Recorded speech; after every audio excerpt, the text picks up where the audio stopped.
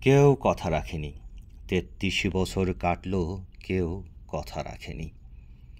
ছেলেবেলায় এক বৈষ্ণবী তার আগমনী গান হঠাৎ থামিয়ে বলেছিল, শুক্লা দ্বাদশের দিন অন্তরাটুকু শুনিয়ে যাবে।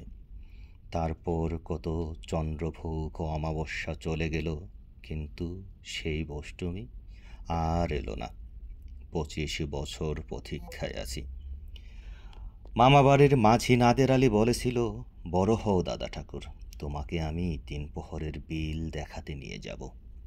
সেখানে পদ্ম ফুলের মাথায় সাপ আর ভোমর খেলা করে। নাদের আলী, আমি আর কত বড় হব?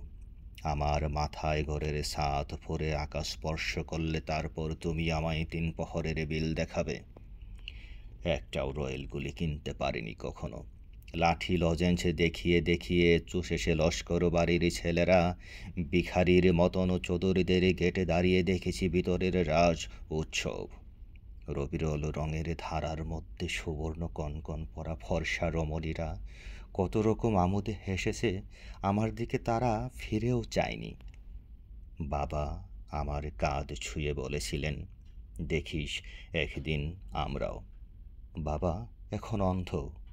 আমাদের দেখা হয়নি কিছুই। সেই রয়েলগুলি, সেই লাঠি লজেন্স, সেই রাস উৎসব আমায় কেউ ফিরিয়ে দেবে না।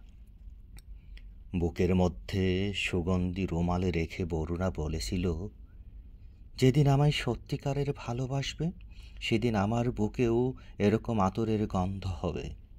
ভালোবাসার জন্য আমি হাতের মুঠোয় প্রাণ নিয়েছি, দুরন্ত ষাঁড়ের চোখে বেঁধেছি লাল কাপড়, বিশ্ব সংসার তন্ন তন্ন করে খুঁজে এনেছি ১০৮টা নীলপদ্ম। তবু কথা রাখেনি বরুণা। এখন তার বুকে শুধুই মাংসের গন্ধ। এখনো সে যে কোনো নারী, কেউ কথা রাখেনি।